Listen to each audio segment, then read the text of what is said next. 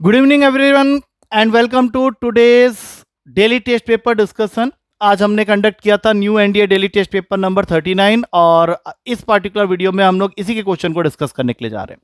Question किस तरह का था, किस लेवल का था, ये जानने के लिए let's start without wasting any more time today's question round. Discussion करते हैं आज के पेपर का सबसे पहला क्वेश्चन, जो कि मेरे हिसाब से एक बहुत ही स्टैंडर्ड सा क्वेश्चन है। बहुत ज़्यादा इजी नहीं बोलूंगा, बहुत ज़्यादा हार्ड नहीं बोलूंगा, but yes it's exact level in which you can get the questions in your NDA paper. तो क्वेश्चन क्या है, you have to find the equation of the line bisected the join of, मतलब एक ऐसा point तुम्हें ढूंढना पड़ेगा जो इनका मिड पॉइंट है। बाइसेक्ट का मतलब मिड पॉइंट है, तो वो मिड पॉइंट तुम यहां पे ढूंढ सकते हो using mid point formula. Suppose कर लेते हैं वो पॉइंट है P, तो ये मुझे दिख रहा है ये पॉइंट हो गया है तुम्हारा 4, तुमको मालूम है मिड पॉइंट फॉर्मूला होता है x1 plus x two by two, y1 plus y2 by two, तो वो मैंने लगा के वहां पे पॉइंट निकाल लिया। अब इस पॉइंट से पास करता हुआ एक ऐसा line that is making an intercept on x axis and y axis in the ratio of 2:1। Intercept की जहां बात चल रही है तो फॉर्मूला ये वाला होगा, और क्वेश्चन के अकॉर्डिंग x के ऊपर में जो इंटरसेप्ट बन रहा है वो y के रेस्पेक्ट में डबल है। मतलब यहां 2a लिख लो, यहां a लिख लो, और पॉइंट तो तुम ऑलरेडी निकाल ही चुके हो 4-1। तो इसको सॉल्व कर लेते हैं। एलसीएम हो गया 2a का 4-2 is equals to 1, 2 is equals to 2a, काटने के बाद a की वैल्यू आ गई 1। अब अगर a 1 आ गया है तो इसका मतलब है कि ये तुमको y इंटरसेप्ट मिल रहा है, this is your y intercept. x intercept इसका डबल है तो वो 2 हो जाएगा। अब सीधा फॉर्मूला में चलते हैं, x by two plus y by one is equals to 1, जो कि सॉल्व होते ही तुम्हारा आंसर को बना देगा x plus 2y equals to 2। I think this option is clearly visible, D option is the correct answer. तो मेरे हिसाब से ये बहुत ही सिंपल सा क्वेश्चन था। अब चलते हैं अगले क्वेश्चन में।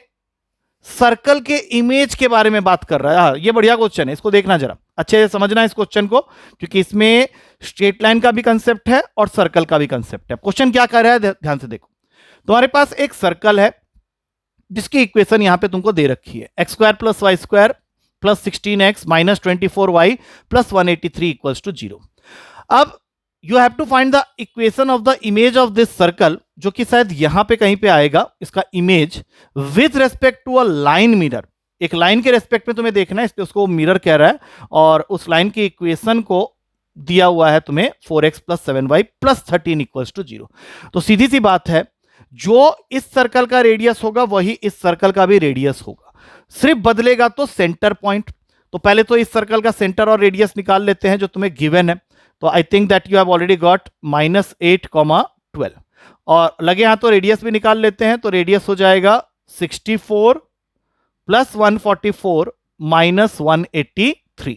तो ये हो गया तुम्हारा 144 प्लस 64, एक बार कर लो जल्दी से, तो 8208, तो ये 25 आ रहा है। तो रूट ओवर ऑफ 25 मतलब रेडियस की वैल्यू हो गई 5। तो जो इक्वेशन तुम लिखने जा रहे हो, जिसका तुम अभी सेंटर निकालोगे और यहां पुट करोगे, लेकिन इसका तुमको रेडियस पता चल गया है 5, तो यहां पे मैं 25 लिख लेता हूं। बाकी सेंटर का कैलकुलेशन करना है, इसके सेंटर को मैं लेट कर ले आऊं h, अब इसको कंसेप्ट से करते हैं। एक तो इसका शॉर्टकट भी होता है, बट मैं कंसेप्ट से करूंगा। तो सबसे पहले मैंने यहाँ OM तक पहुंचाया एक लाइन को, ये फुट ऑफ द परपेंडिकुलर पहले निकाली जाएगी। अब देखो ये जो गिवन लाइन है, जिसको मैं अभी फिलहाल AB ले लेता हूं, इसका स्लोप -a/b के हिसाब से हो गया -4/7। तो ये जो तुम OM निकालोगे उसका स्लोप इसका नेगेटिव रेसिप्रोकल होगा, दैट मीन 7/4।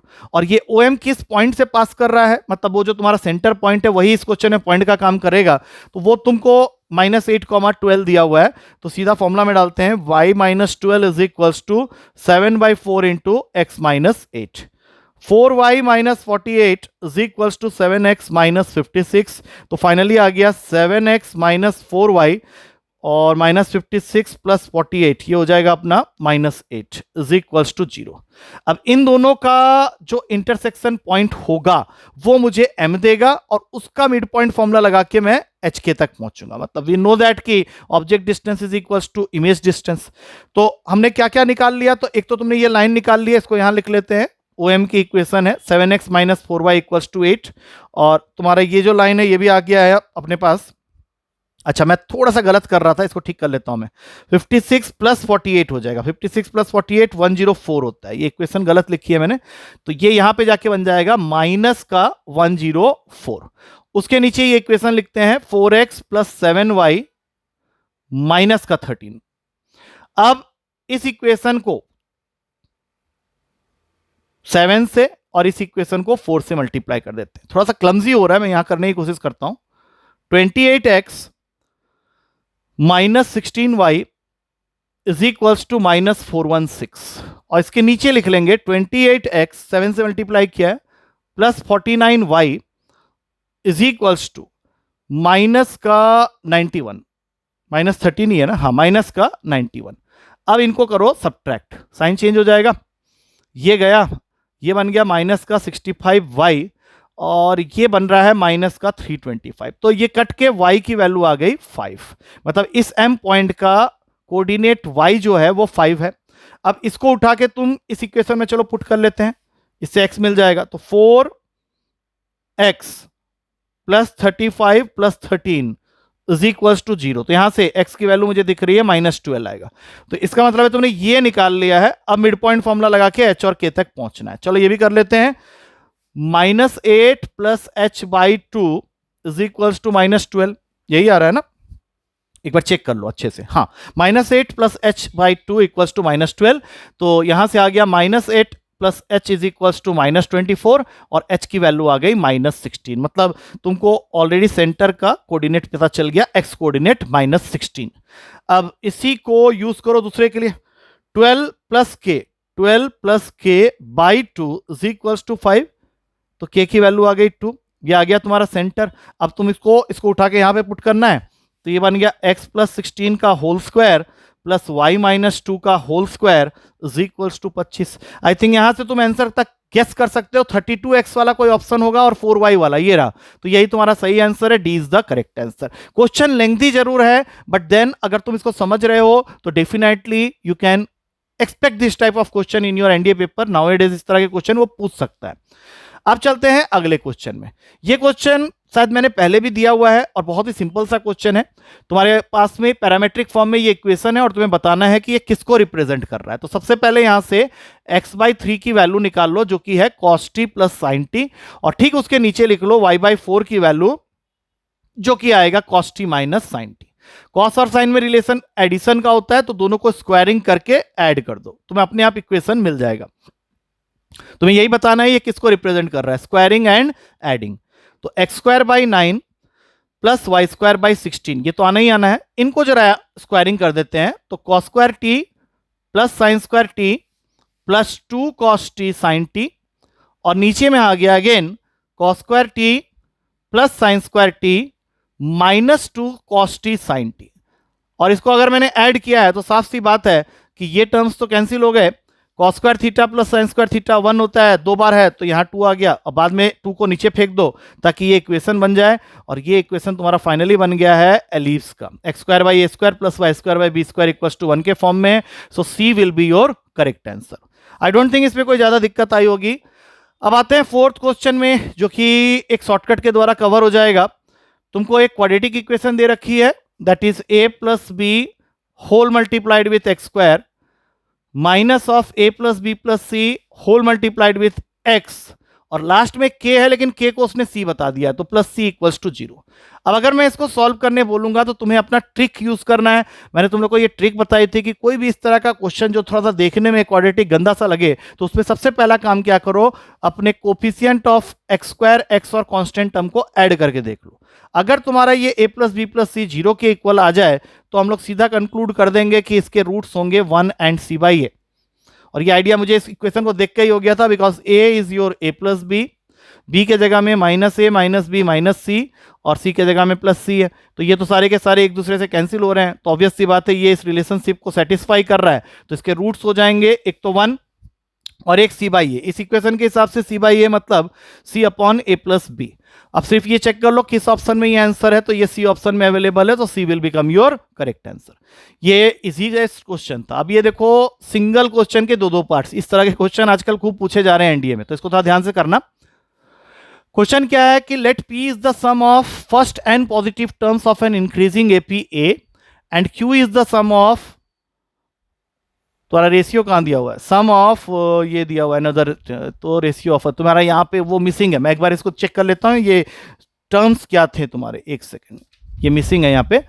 मतलब तुम्हारे पास में ये जो P और Q है उसका रेशियो, जिसको अभी हम लोग SN और S' ले लेंगे, ये रेशियो क्वेश्चन में ऑलरेडी गिवन है 5n + 4 अपॉन 9n + 6। ये तुमको क्वेश्चन में ऑलरेडी गिवन है। एक्चुअली ये रेशियो यहाँ पे कहीं पे आया नहीं है। और अब तुमको इसके दो पार्ट्स दिए हैं। पहले पार्ट्स में you have to find the ratio of the first term of A to that of B। तो इसके लिए तुम्हें सिंपल सा काम करना है, n की वैल्यू 1 पुट कर देनी है in both numerator and denominator. जैसे ही तुम 1 पुट करोगे, देखो क्यों 1 पुट कर रहे हैं, क्योंकि ये है सपोज कर लो फर्स्ट एपी के sum up to n terms का फॉर्मूला, और ये दूसरे वाले एपी के जो कि डिफरेंट है, इसलिए मैंने यहां पे कैपिटल ए और कैपिटल डी ले लिया है। तो ये रेशियो तुमको दिया हुआ है 5n + 4 अपॉन 9n + 6। तो अगर तुम्हें n के जगह 1 पुट करोगे तो देखो होगा क्या, ये दोनों तो कैंसिल ही हो गए, 1 डालते ही ये दोनों भी कैंसिल हो जाएंगे और साथ में 2 भी कैंसिल हो जाएगा। तो फर्स्ट टर्म का रेशियो ऐसे ही आ गया, दैट मीन्स 9/15, जिसको काट के हम लिख लेंगे 3/5, और 3/5 यहां डी ऑप्शन में है। तो पहला पार्ट तो इजीली हो गया। अब दूसरे पार्ट के लिए क्या करना है, जिसमें उसने तुमको ratio of their 10th terms निकालने के लिए बोला। तो एक बार फिर से इसी फॉर्मूला को लिख लो, n/2 2a + n-1 × d whole upon में n/2 2 capital A + n-1 × capital D। ये रेशियो तुमको दिया हुआ है 5n + 4 upon 9n + 6। n/2 as usual उड़ जाएगा। अब यहां पे मैंने एक ट्रिक बताई थी कि जो भी टर्म तुमको वो निकालने के लिए बोल रहा है, जैसे यहां पे 10th टर्म का रेशियो निकालने के लिए बोल रहा है, तो यहां पे तुमको सोचना पड़ेगा कि तुम n की ऐसी कौन सी वैल्यू डालोगे जिससे कि -1 करने के बाद अगर मैं 2 कॉमन ले लूं तो मेरा आंसर आ जाए। तो इसके लिए मैंने ट्रिक बताई थी, n = रिक्वायर्ड टर्म इंटू 2 -1, और क्वेश्चन के अकॉर्डिंग रिक्वायर्ड टर्म तुम्हारा 10th टर्म है, तो n की वैल्यू हो जाएगी 10 × 2 - 1, दैट मींस n तुमको 19 पुट करना है। अब जैसे ही तुम 19 पुट करोगे यहां n के जगह में, तो ये नेक्स्ट स्टेप में बन जाएगा 2a + 18d, और नीचे बन जाएगा 2 कैपिटल A + 18 कैपिटल D। और यही 19 अगर तुम यहां पुट करते हो तो ये 99 हो जाएगा। यहां पुट करोगे 9 × 19 171 + 6 177 हो जाएगा। अब इसमें से 2 कॉमन लेते ही ये तुमको वही दे रहा है जो तुम्हें चाहिए, दैट इज 10 टर्म का ratio A + 9D A + 9D, और इसको 9 इसको काटो 9 के टेबल में, तो ये बन जाएगा 11। अब 11 वाला ऑप्शन है यहाँ पे कहीं नहीं, तो फिर इसको ऐसा करो 3 के टेबल में काटो, तो ये बन जाएगा 33/59। 33/59 यहां दिख रहा होगा, ये 3 से काटते ही तुमको ये आंसर दे देगा। So the answer is C option. अब चलते हैं अगले क्वेश्चन में। अगला क्वेश्चन अगेन 2 पार्ट्स लेके आया है, that means 7th and 8th part. ये है तुम्हारा 7th पार्ट और ये है 8th पार्ट, और सीरीज दी हुई है बाइनोमियल की।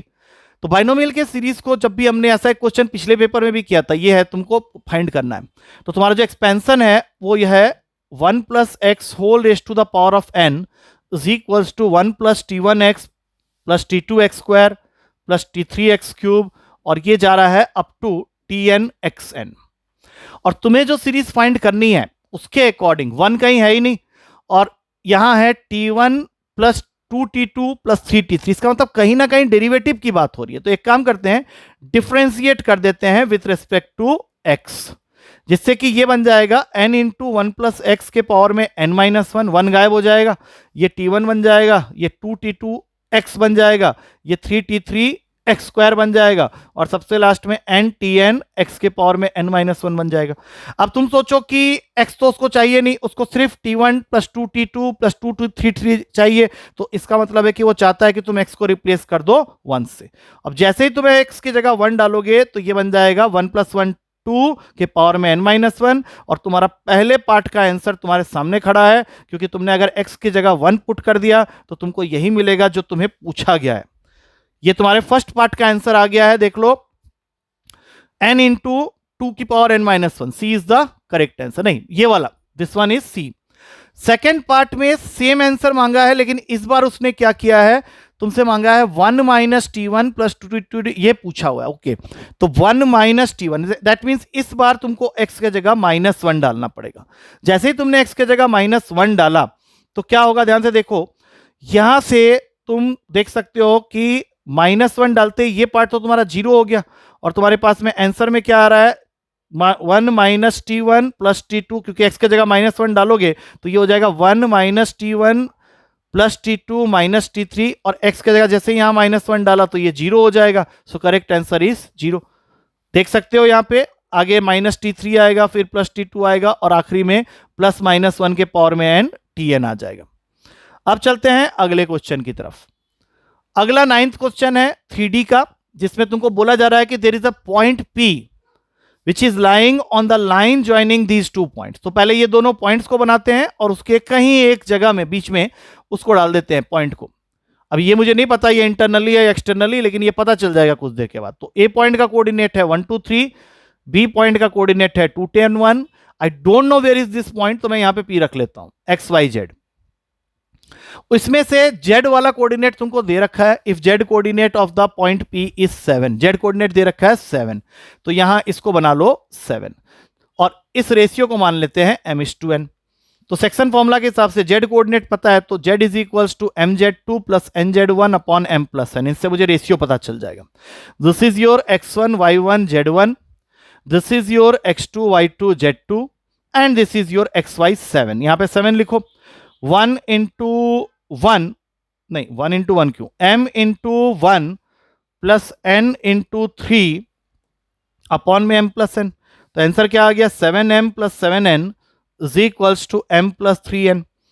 तो फाइनली आ रहा है 6m is equals to -4n। That means ये एक्सटर्नली डिवाइड कर रहा है इन द रेशियो ऑफ -2/3। तो जैसे ही मुझे ये बात पता चली, मैं यहाँ पे -2 लिख देता हूँ, यहाँ पे 3 लिख। अब मुझे यहाँ से x और y कोऑर्डिनेट निकाल के उनको ऐड करना है। तो x का कोऑर्डिनेट निकालने का फॉर्मूला होता है mx2 + nx1 अपॉन m+n। हमें तो दोनों चीजें मिल चुकी हैं, तो -2 × 2 + 3 × 1 अपॉन में -2 + 3, तो ये हो गया -1, x की वैल्यू आ गई -1। सिमिलरली y निकालने के लिए my2 + ny1 अपॉन में m+n। m की वैल्यू -2 है, y2 है मेरा 10, n की वैल्यू 1 है, y1 है मेरा 2, और नीचे में आ गया अगेन -2 + नहीं 3 है 3। तो ऊपर देखो अभी क्या हो रहा है, -20, और वहां से आ रहा है 6, मतलब ये y दे रहा है मुझे -14। और तुम्हारा क्वेश्चन तुमसे क्या कह रहा था कि you have to find the sum of the other 2 coordinates. तो अदर 2 कोऑर्डिनेट्स मतलब x और y को ऐड करना है। -1 -14 को ऐड करोगे तो -15 आ जाएगा। इन दोनों का सम -15 होता है, so that will become your final answer. अब चलते हैं आखिरी क्वेश्चन की तरफ। मेरे ख्याल से सिंपल सा क्वेश्चन है, तुमको 2 वेक्टर्स देके वो बोल रहा है, अच्छा इसमें एक छोटा सा करेक्शन था कहीं पे, हाँ यहाँ पे माइनस का साइन है, i - 2j है, i - 2j है, तो उसको थोड़ा सा देख लेना, क्योंकि वो क्वेश्चन पेपर में तो आ गया था, यहाँ पे अभी पीडीएफ बनाते समय नहीं आया है।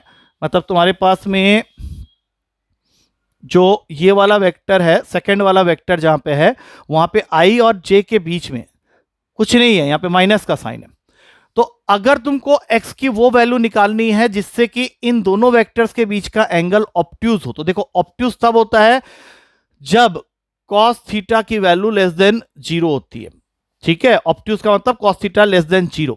तो हमें cos थीटा निकालने के लिए फॉर्मूला पता है, a1 a2 कर लेते हैं, तो ये आ जाएगा 2x², उसके बाद आएगा -6x + x²। एक बार चेक कर लें, 2x² × 1 = 2x², उसके बाद आ गया 3x × -2 that is -6x + 1 × x² less than 0। यहां से आ जाएगा 3x² - 6x less than 0। 3x common ले लो तो अंदर बचेगा x - 2 लेस देन 0। इसका मतलब है x इज लेस देन 0 और x - 2 is greater than 0। x is less than 0 अगर लेके x ग्रेटर देन 2 करते हैं तो ये मीनिंगलेस है, क्योंकि इन प्रोडक्ट को हमें नेगेटिव रखना है, तो एक पॉजिटिव एक नेगेटिव होगा। अब उल्टा वाला काम कर लो, x को ग्रेटर देन 0 कर लो, x - 2 को लेस देन 0 कर लो, तो x लेस देन 2 हो जाएगा। तो क्वेश्चन क्या हो गया, x की रेंज क्या मिल रही है कि x ग्रेटर देन 0 है और x लेस देन 2 है, तो ये दोनों चीजें कवर कर रहा है पहला ऑप्शन। तो तुम्हारा सही आंसर होगा कि x is greater than 0 but less than 2। दूसरे तरीके से जाते, अगर ये उल्टा काम करते तो ये सेटिस्फाई नहीं होता, क्योंकि ऐसी कोई वैल्यू नहीं होगी जो एक्स को लेस देन 0 बोल रही है और एक्स को ग्रेटर देन 2 बोल रही है, so this is not allowed, उल्टा वाला कर लिया है. So with this we come to the end of the discussion of this particular paper. I hope questions तुम लोग को समझ में आ रहे होंगे. कुछ क्वेश्चन इसमें 2-3 क्वेश्चन थे जो थोड़े लेंथी इन नेचर थे, बट देन पेपर तुम्हारा अभी ऐसे ही बन रहा है, तो you have to practice all these type of questions. एक बार सॉल्यूशन को अच्छे से स्टडी कर लेना, and if people still find any difficulty in any of the question, you can ask me in the class. कल मिलते हैं नेक्स्ट पेपर के डिस्कशन के साथ. Till then take care and thank you to all of you.